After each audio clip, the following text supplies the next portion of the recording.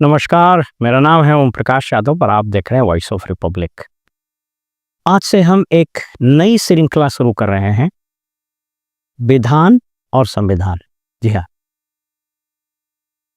इस एपिसोड्स की कड़ी में हम कई मुद्दों पर बात करेंगे।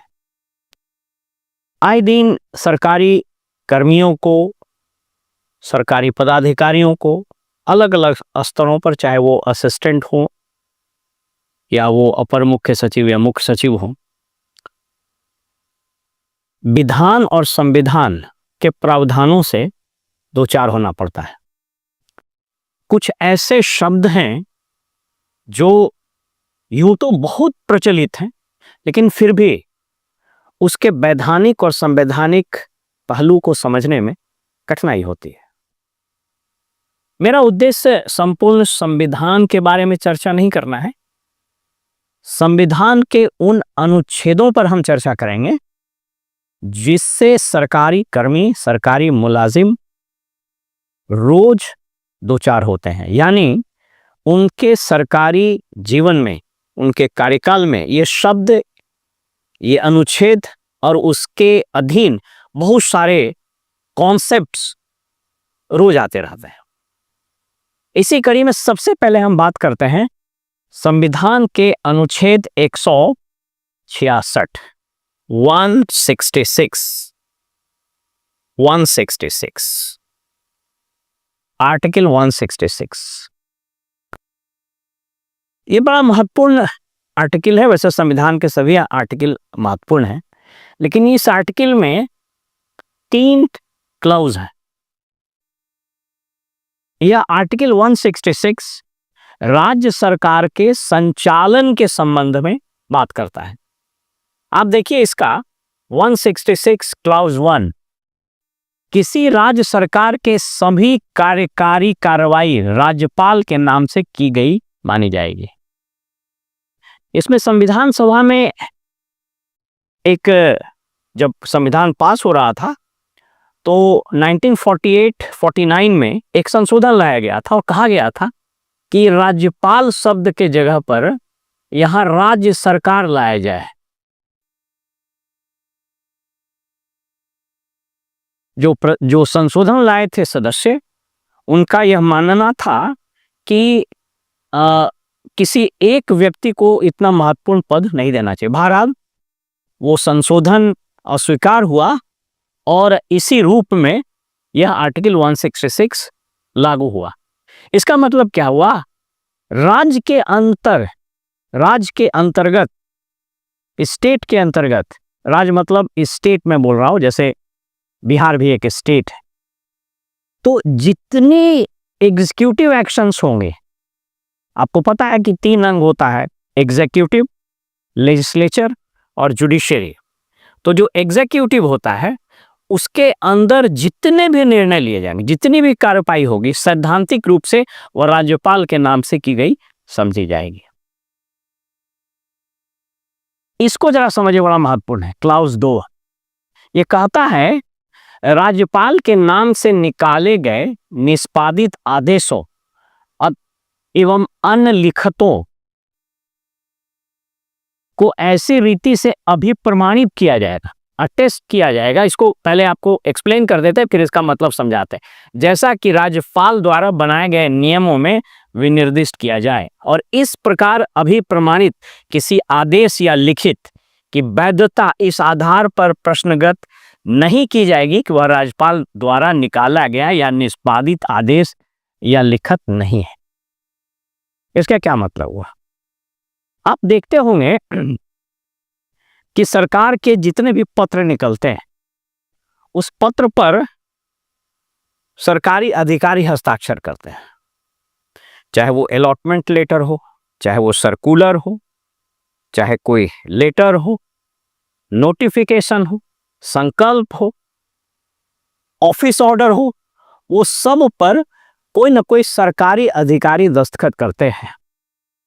यह क्लॉज 2 कहता है कि वो सैद्धांतिक रूप से गवर्नर साहब के नाम से समूचा एग्जीक्यूटिव एक्शंस किया गया माना जाएगा, लेकिन इन आदेशों पर अभिप्रमाणित, यानी इन आदेशों पर कोई न कोई सरकारी अधिकारी हस्ताक्षर करेगा और इस आधार पर कि उस पर तो गवर्नर साहब का दस्तखत ही नहीं है, इसकी वैधता को चुनौती नहीं दिया जा सकता। ऐसा क्यों किया गया है, पहले इसको समझ लीजिए। आप देखिएगा कोई भी नोटिफिकेशन, अधिसूचना, उसके नीचे में लिखा रहेगा बिहार राज्यपाल के आदेश से, लेकिन उस पर राज्यपाल का तो हस्ताक्षर होता नहीं, किसी अधिकारी का हस्ताक्षर होता है।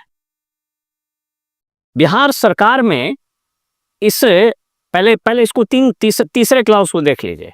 राज्यपाल राज्य सरकार के कार्य की अधिक सुविधाजनक ढंग से संचालन के लिए उक्त कार्य के मंत्रियों के बीच आवंटन के लिए नियम बनाएगा।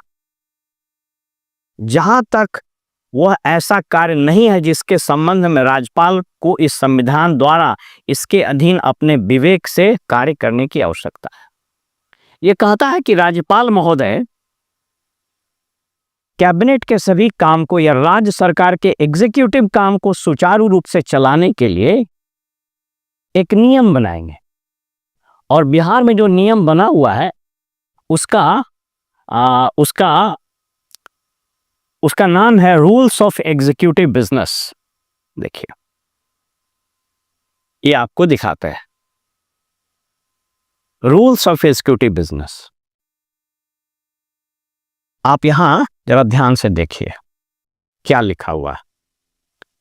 इसको यदि आप देखेंगे तो पाएंगे कि यहां लिखा हुआ है भारत के संविधान के अनुच्छेद 166 के खंड 3, वही जिसकी चर्चा किए थे, कि खंड 3 में यह कहता है कि राज्यपाल एक नियम बनाएंगे और मंत्रियों के बीच कार्यों का बंटवारा कर देंगे।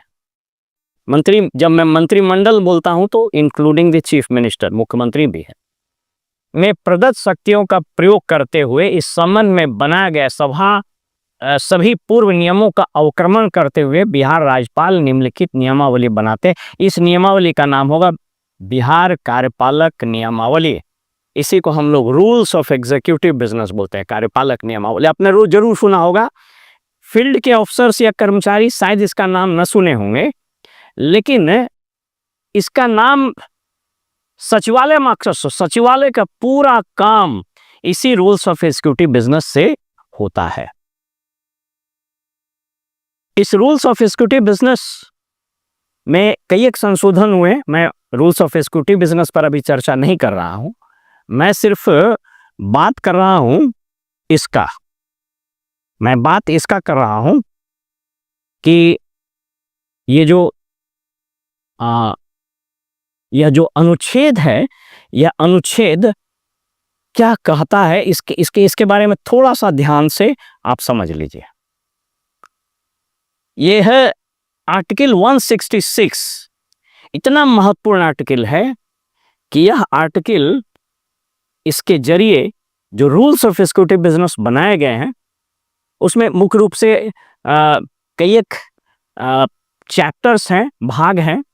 एक भाग में विभागों के नाम लिखे रहते हैं, दूसरे में उस विभाग में कौन कौन मंत्री हैं उसके नाम लिखे जाते हैं, और फिर इसके एनेक्सर्स में पावर का डेवोल्यूशन है कि सेक्रेटरी कितना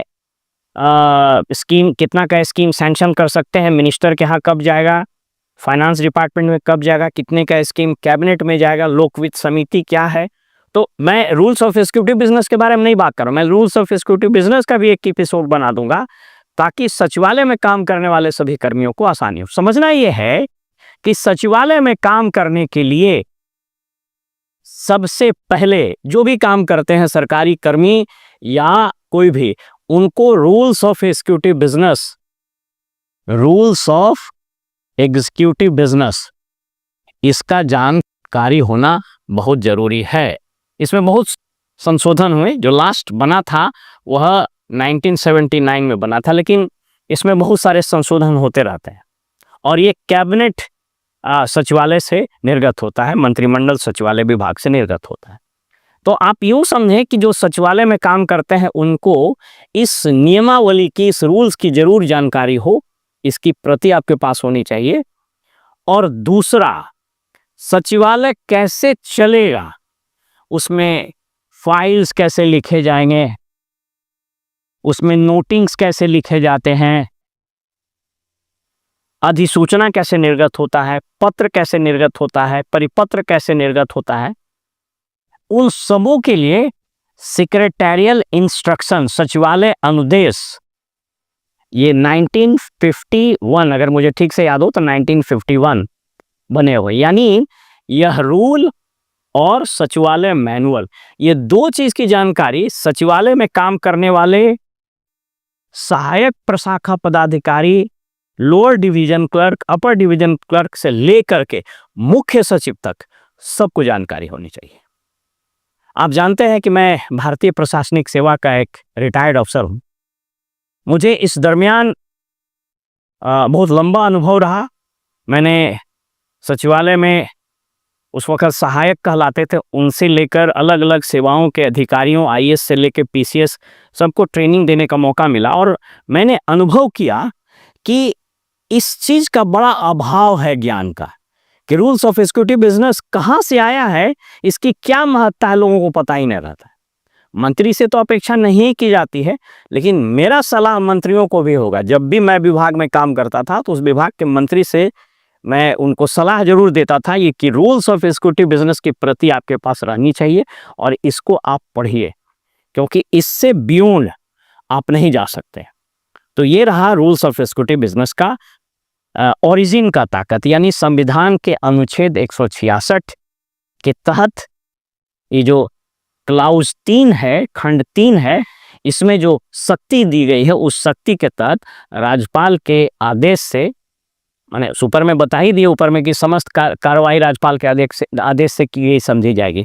तो एक नियमावली बनी रूल्स ऑफ एक्जीक्यूटिव बिजनेस और इसी से सचिवालय चलता है। और सचिवालय अनुदेश पूरा प्रक्रिया बताता है कि विभाग को कैसे सेक्शंस में बांटा जाएगा, सेक्शंस कैसे काम करेगा, सेक्शनल ऑफिसर का क्या काम है, फाइल इंडेक्स रजिस्टर क्या होता है, पत्र कैसे लिखे जाते हैं, आदि आदि। उस पर भी मैं एक अलग से वीडियो बना दूंगा। फिलहाल हमें इजाजत दीजिए और आप देखते रहिए वॉइस ऑफ रिपब्लिक।